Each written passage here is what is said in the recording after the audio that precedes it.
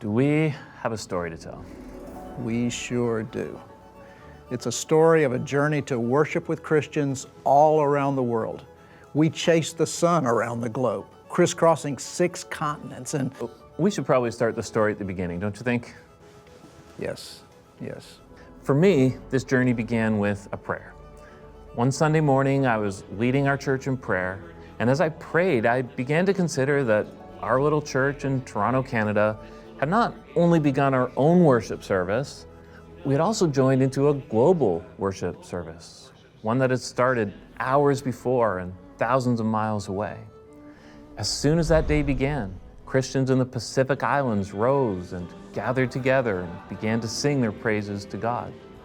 This service continued as the sun touched Australia and Asia, then made its way toward the Middle East. In nation after nation, Christians woke and rose and gathered together. So many people, so many places, so many languages. In my prayer, I saw Christians from the very south of Africa all the way to the very north of Europe joining them. And only then, as dawn broke over the Americas, was it our turn to join in this chorus, to add our voices to the millions of prayers, the millions of songs, the millions of words of praise to God. As I prayed, I felt a deep longing to see and experience this, to follow the sun as it circles the globe, to join Christ's people as they worship around the world. Over many years of travel, we both experienced the global reality of how across the world God's people gather and worship every Lord's Day. But we wanted to see it as one journey, like a single Sunday that represents every Sunday all around the world. And we wanted to bring you along with us.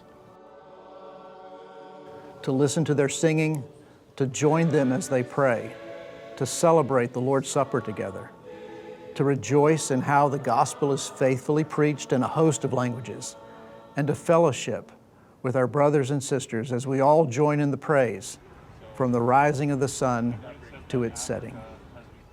We went to some extraordinary lengths, I guess more like 10,000 miles, to begin this story from the rising of the sun.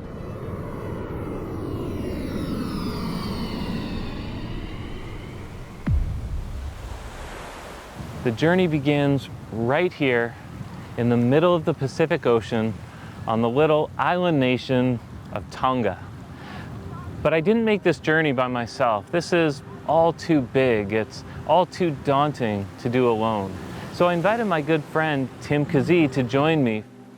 For many, many years, Tim has been reporting from the very front lines of the gospel's advance all across the globe. And I wanted him to help me tell this story that needs to begin at the international date line. There's an imaginary line that divides the Pacific Ocean from north to south. This international date line is the reference point for the whole world as to where a new day begins. The Earth is divided into 24 time zones, and the first of them is right here, just off the coast of Tonga.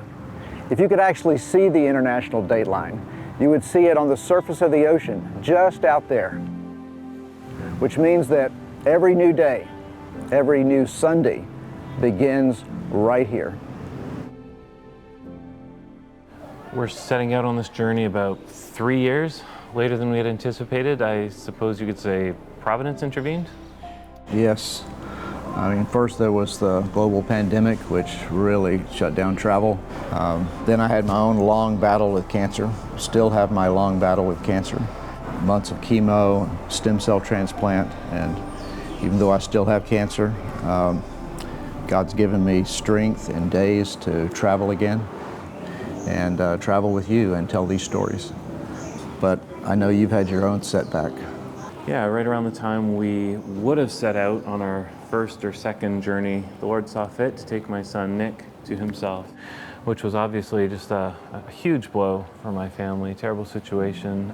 And for a time we were really just incapacitated. But God's been very kind to us, and He's really done a great work of healing in us, and myself and my family were really feeling ready again to resume more normalcy, including doing journeys like this. And so I guess you could say that as we set out together, we're by God's providence, very different men than we used to be, and yet I think all the more eager to travel from east to west, north to south to tell this great story.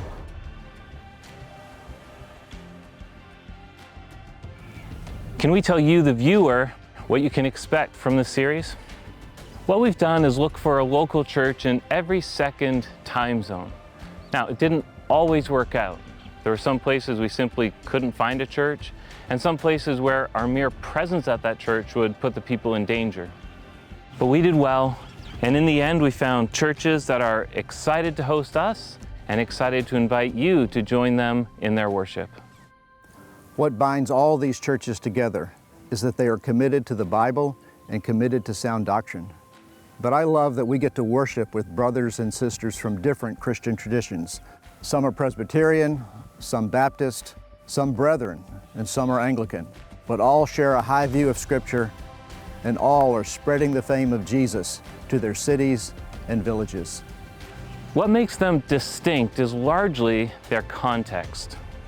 While each of them loves the Bible and loves sound doctrine, each of them is set in a distinct culture. And so what we hope to explore is what makes each one of them different. How do God's people in South Korea worship in ways that are true to the Bible, but also appropriate to their culture? And how and why will that look different than God's people in Canada worshiping as Canadians? Or how do God's people in Zambia worship as Zambians? And how is that different than Christians worshiping in America as Americans? This is what we want to show you. God's people worshiping in a host of nations. The beautiful unity, yet diversity of the church that Jesus is gathering to himself from all nations. The first church we'll meet is not far from here. It's on one of the many islands that together make up the nation of Fiji.